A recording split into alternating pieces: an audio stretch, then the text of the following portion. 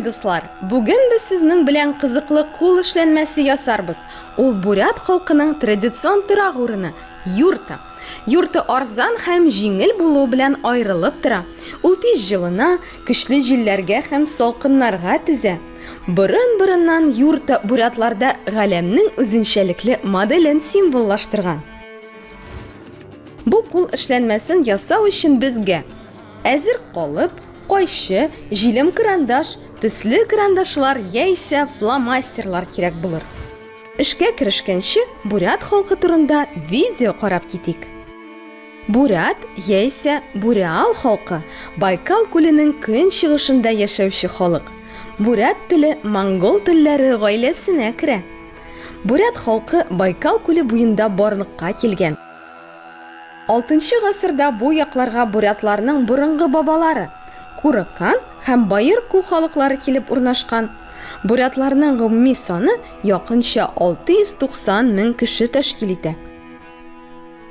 Баштарак, күп кенә монгол кабиләләре кебек үк, бурятлар да шаманлык динен тоткан. 16 гасыр ахырында Будда дине, 18 гасырдан христиан дине таралган. Хәзер бурятларда һәр өч дингә табынучыларны да очратырга мөмкин. Бурятларның милли бизәкләре аларның дини карашлары белән тыгыз бәйләнештә тора. Бурят телендә орнамент сүзе угалза дип атала. Баштарак бизәкләр аллаларга һәм рухларга гыйбадәт кылу белән бәйле булган. Орнаментлар бары тик шаманның гына киемен бизәгән. Алар шаманны явыз көчләрдән саклаган. Соңрак бурят милли орнаменты кием салымны, унталарны, дәгел дип аталган традицион халатның җиңнәрен, баш киемнәрен, йорт кирәк-яракларын, бизәнү әйберләрен, уенчыкларны, архитектур биналар һәм скульптураларны бизәү өчен кулланыла башлаган.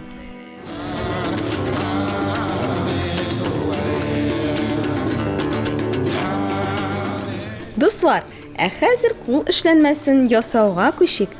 Иң элек әзер калыптан юртаны кисеп алыйк. Аны орнамент белән бизәүгә күчкәнче, бурят милли бизәкләре турында видео карап китик.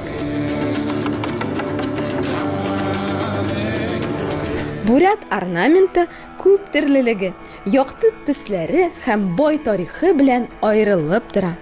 Геометрик бизәкләрнең берсе булган меандр алхан хэ мәңгелек хәрәкәтне, улзы дип аталган үрмә бизәк бәхет, уңыш, озын гомерне символлаштыра.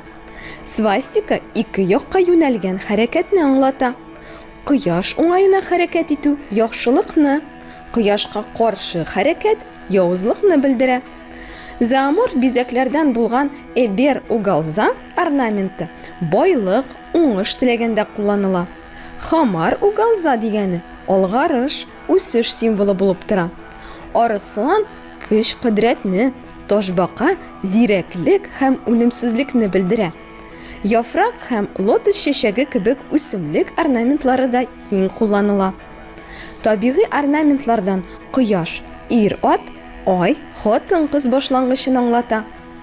Әле тагын күләгә һәм рәхәт салкын бирә торган зиннәтле ак кул чатыр, уяулык һәм саклык символы булган ике алтын балык кебек культ бизәкләре дә бар.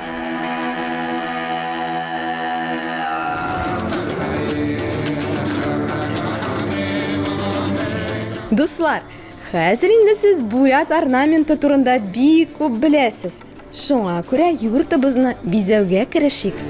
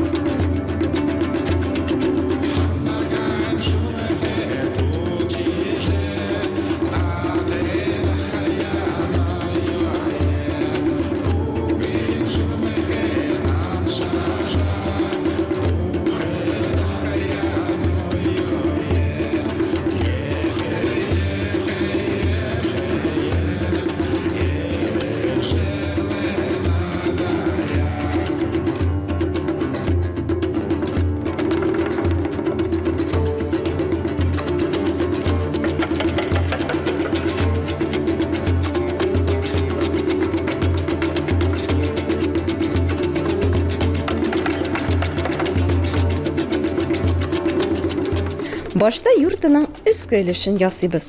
Әзер калыптан кирәкле детальләрне кисеп алабыз да ябыштырабыз.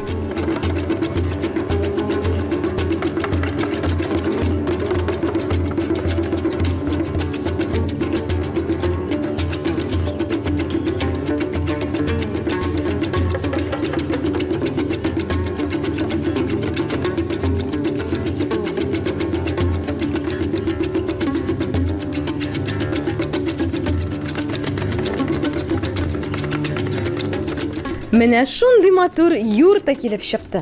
Дуслар, аны сез үзегез дә ясап карагыз.